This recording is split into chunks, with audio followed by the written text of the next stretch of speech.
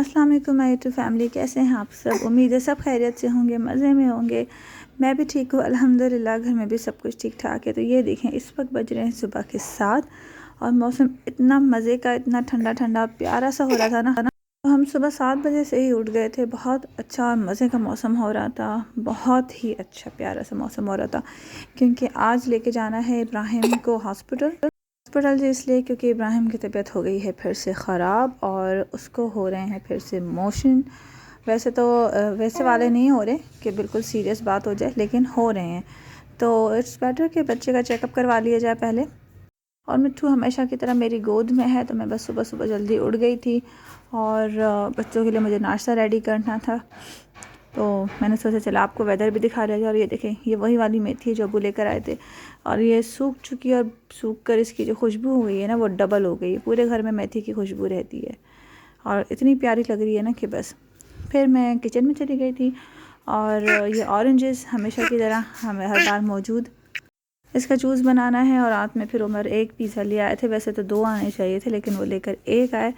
तो इसका फिर मैंने हाफ़ कर दिया था, आधा मिट्टू को दिया था और आधा किरत को दिया था, क्योंकि अगर किसी को भी एक दे दो ना तो दूसरा फिर मेरी जान पर अज़ाब बन जाएगा और फिर ये दोनों आपस में लड़ाई कर रही होती हैं। तो मिट्टू को नाश्ता करना था, उसने पिज़्ज़ा देखते ही उस पर हाथ मारना शुरू कर दिया था। तो मैंने फिर आधा काट के मिट्टू को पहले दे दिया था और उसको खिलाया था। उसके बाद फिर मेरे नाश्ते की बारी आई, तो सबसे पहले तो मैंने ऑरेंज जूस अपने लिए रेडी किया। अच्छा, ये जो ग्लास में बचा हुआ है ना, ये मैंने ग्लास भर के किरत को दिया था, उसने बस इतना पिया और बाकी का बचा के मुझे दे दिया। तो फिर इसी में ही मैंने अपने लिए भी ऑरेंज जूस निकाल लिया था। तकरीबन ऐसे ही ग्लास 2 बन गए थे ऑरेंज जूस के, तो दोनों ही मैंने पी लिए क्योंकि मुझे ज़्यादा ज़रूरत है ऑरेंज जूस की और मुझे बहुत पसंद है, बिल्कुल फ़्रेश। उसके बाद फिर हमने नाश्ता रेडी किया, अदरक वाली चाय और ऑमलेट ब्रेड। फिर रेडी होकर बच्चों को लेकर हम अम्मी की तरफ आ गए थे, क्योंकि गाड़ी भाई के पास होती है, भाई की गाड़ी है और बाइक पे 3 बच्चे लेकर इतनी दूर जाना इम्पॉसिबल सी बात है। क्योंकि हम लोग वहीं पे गए थे NICHS ना, बच्चों का जो हॉस्पिटल है वहीं पे। यहाँ पे आया, घर पे आके ना मैंने फिर अपनी बहन को भी रेडी करवा दिया था, ताकि वो किसी एक बच्चे को पकड़ ले, एक बच्चे को मैं पकड़ लूँगी। और मिट्टू सॉरी कह रही हूँ, किरत फिर उमर के साथ आगे बैठ गई थी। फिर हमारी सवारी चल पड़ी। अब ये जो है ना, ये है पोर्ट कासिम। पोर्ट का आपने नाम सुना होगा ना बहुत बार, पोर्ट कासिम। तो ये है वो पोर्ट कासिम। यहाँ अंदर से अंदर की तरफ जाती है गाड़ियाँ, यहाँ पे बहुत बड़ा पोर्ट बना हुआ है। तो मैंने सोचा आज मैं आपको एरियाज़ के नाम भी बताती हूँ। दिल्ली में ऑरेंज जूस जो है वो मैं डेली पी रही हूँ, लेकिन क्योंकि मैं ख़ुद भी परहेज़ नहीं कर पा रही हूँ, तो मेरी जो वॉइस ओवर में रिकॉर्डिंग में आपको पता चल रहा होगा, और जो पीछे छोटी मोटी आवाज़ें आ रही हैं ना वॉइस ओवर के बैकग्राउंड में, वो जो है हमारा जी टाइटल म्यूज़िक है मिट्टू और किरत का, जो जब भी मैं वॉइस ओवर कर रही होती हूँ साथ में ही होता है। अच्छा, ये जो है ना, ये भैंस कॉलोनी है, ठीक है। ये देखें, ये फ़ास्ट यूनिवर्सिटी है, बहुत बड़ी और बहुत ही महंगी। मैंने ये फ़ास्ट यूनिवर्सिटी बहुत बार देखी है, 1000 बार देखी है, लेकिन बाहर से, क्योंकि अंदर तो मैं भी नहीं गई हूँ आज तक, मुझे नहीं पता कि ये अंदर से कैसी है, लेकिन सुना है कि बहुत अच्छी है और बहुत एक्सपेंसिव है। और कंप्यूटर पढ़ने वाले बच्चे शायद पढ़ते हैं यहाँ पर, इतनी मुझे इसकी नॉलेज नहीं है, अगर आप गूगल करेंगे तो पता चल जाएगा। तो फिर बस यही था कि गाड़ी में जो है ना, वैसे तो गाने वाने चलते रहते, लेकिन इस बार हम कोई गाने वाने नहीं चलाए थे क्योंकि बच्चे सारे सो रहे थे। अच्छा, ये भैंस कॉलोनी के बाद जगह आती है शाह लतीफ़ टाउन की। यहाँ पे जो है ना काफ़ी ज़्यादा टैंकर शैंकर होते हैं जी। अब और मिट्टू और किरत जो है ना लगातार मस्तियों में लगे हुए थे। और ये मिट्टू देखें, इतनी मस्तियाँ कर रही थी ना पूरे रास्ते, बार बार कभी उमर को हाथ मार के पीछे हट जा रही है, कभी किरत का हाथ मार के पीछे हट जा रही है। तो ये बहुत मस्तियाँ कर रही थी, बैठ ही नहीं रही थी, ना सो रही थी, लगी पड़ी है। अभी भी देखें गाड़ी में ऊपर मुआयना कर रही है, कभी कहीं। बैठना तो बस इनको आते ही नहीं ना, बाहर निकल के इतनी खुश हो जाती है माशाल्लाह से। अच्छा, अभी जो है ना, ये है मंजिल पंप, इस एरिया को बोलते हैं मंजिल पंप। और ये जो सामने तो बड़ी बड़ी बिल्डिंग जैसी 2 चीज़ें आपको नज़र आ रही हैं, ये बिल्डिंग नहीं है, ये दोनों फैक्ट्रियाँ हैं। और ये गुल अहमद की फैक्ट्रियाँ हैं, ये दोनों यूनिट हैं गुल अहमद के। यहाँ पे कपड़ा बनता है गुल अहमद का। अब अंदर का तो खैर मुझे नहीं पता, वही बात है जब अंदर आप जाएंगे तभी पता चलेगा, ये गूगल करेंगे तभी आपको पता चलेगा कि क्या है किस तरीके से। अच्छा अब जो है ना ये आ रहा है भाई कायदाबाद। कायदाबाद जो है ना बसों का स्टैंड है, मेन स्टैंड, और यहीं से कोरंगी का रास्ता आता है, दाऊद चौरंगी का रास्ता आता है। इस ब्रिज के नीचे बहुत बड़ा जो है ना एक समझें कि अपनी ही एक दुनिया बनी हुई है इस ब्रिज के नीचे कायदाबाद की। अब यहाँ जो रंग के रथ फिर आगे से पीछे आ गई थी हमारी तरफ, उसको मैं मना कर रही थी बार बार लेकिन वो बात ही नहीं सुन रही थी। तो पूरे टाइम पे जो है ना अब यहाँ पे किरत और मिट्टू जो है वो मस्तियाँ करने में लगे पड़े थे। अच्छा अभी भी मैं वॉइस ओवर कर रही हूँ ना, तो किरत मेरे पीछे पीछे ही घूम रही है और मिट्टू तो हमेशा की तरह मेरी गोद में ही है, और बहुत तंग करते हैं ये लोग। खैर अब जो है फिर दोबारा मैं आ जाती हूँ अपने एरियाज़ नेम की तरफ। और ये जो जगह है, ये जगह मेरे ख़्याल से अभी मुझे इतना उस वक्त तो इतना ज़्यादा था ना, लेकिन अब मुझे इतना याद भी नहीं आ रहा ये। खैर एनीवेज़ ये जो जगह है ना, ये देखिए मलिर कोर्ट जो है ना, ये वहाँ की बिल्डिंग्स हैं, वहाँ के फ्लैट है मलिर हाई कोर्ट के। अब मलिर में हाई कोर्ट है, ये पता नहीं कौन सा कोर्ट है, ये जब आप नाम देखेंगे तो पता चल जाएगा। कोर्ट तो ये आ गया है, और ये व्लॉग भी आज का ही है, सुबह का ही है। ये देखें ये कोर्ट है, ये मलिर कोर्ट है। अब इसका नाम क्या है ये मुझे नहीं पता, लेकिन ये मलिर में ये काला बोर्ड और मलिर हॉल जो है ना उसके बिल्कुल मिड में आता है ये। और ये देखें आप, बच्चे अभी तक वैसे ही शरारतें करने में लगे पड़े, एक दूसरे को झपिया कर रहे हैं, बाल खींच रहे हैं, लड़ाइयाँ कर रहे हैं।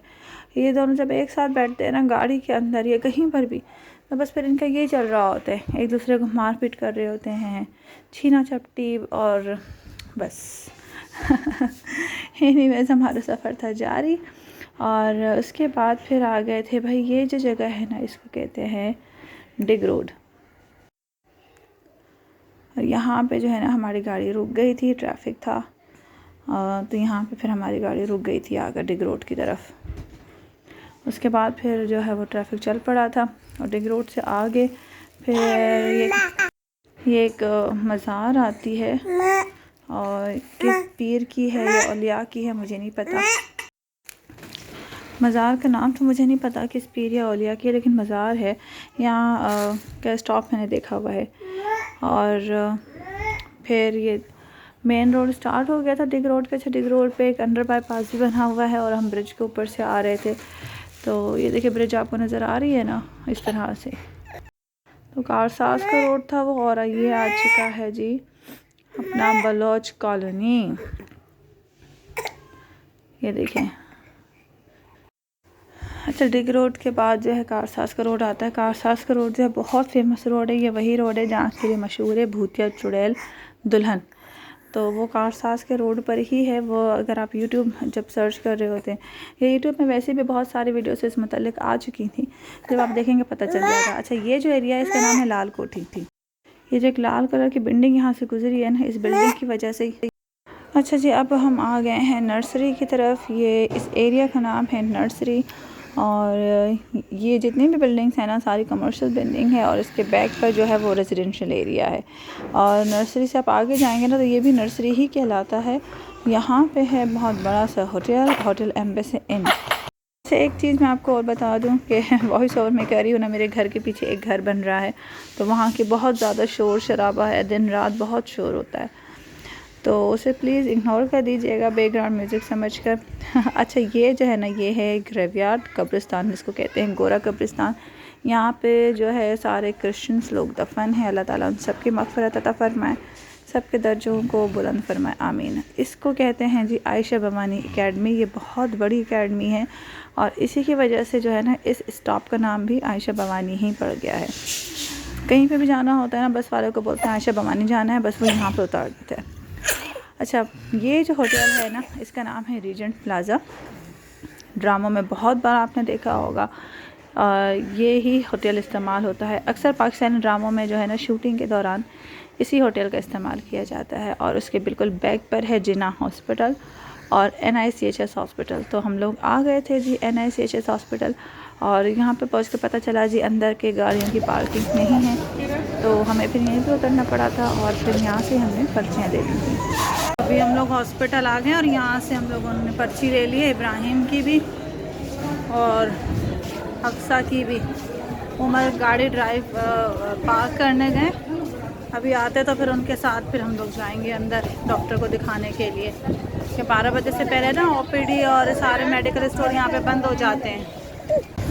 इब्राहिम यहाँ पे रो रहा है, मिट्टू भी यहाँ पे सो गई है, किरत यहाँ से भाग दौड़ में मचा के रखा हुआ है। अभी डॉक्टर के पास जाते चेकअप करवाने। और जो हॉस्पिटल के अंदर का मेडिकल स्टोर है ना, वो भी 12 बजे में बंद हो जाता है। पिछली बार भी जब मिट्टू को लेकर आए थे तो भी यहीं से ही हमने उसके लिए सारी चीज़ें ली थी। यहाँ पे फ्री ऑफ कॉस्ट होता है, बाहर से आप लेंगे तो फिर वो आपको कॉस्टली पड़ता है। तो इब्राहिम के लिए भी जो डॉक्टर ने लिख के दिया था ना, कुछ चीज़ें यहाँ से ही मिल गई थी और एक दो सिरप थे वो बाहर मिल गए थे। तो फिर वो मैं आपको इंशाल्लाह नेक्स्ट ब्लॉग में दिखाऊंगी कि इब्राहिम के लिए डॉक्टर ने क्या क्या दवाइयाँ लिख कर दी हैं। और उसके बाद फिर ना हम लोग यहाँ पे आ गए थे नाश्ता करने के लिए, क्योंकि सुबह जल्दी जल्दी घर से निकले थे। बहन ने भी नाश्ता नहीं किया था, मैंने भी नाश्ता नहीं किया था और बच्चों को तो खैर मैंने थोड़ा बहुत खिला दिया था। मैंने बिल्कुल हल्का सा नाश्ता किया था, ना होने के बराबर ही, तो समझे कि मैंने किया ही नहीं, एक ही ब्रेड खाया था बिल्कुल हल्का फुल्का सा। तो उसके बाद फिर यहाँ पे हमने चाय मंगवाई थी और चाय जो है ना, जो मेरी सिस्टर के लिए बताई, मिट्टू ने अपने ऊपर और सिस्टर के ऊपर पूरी गिरा दी थी। लेकिन अल्लाह का शुक्र है कि मिट्टू को कुछ नहीं हुआ था, लेकिन सिस्टर के सारे कपड़े ख़राब हो गए थे। तो आई होप ये छोटा व्लॉग आपको पसंद आया होगा। मिलते हैं नेक्स्ट व्लॉग में। अल्लाह।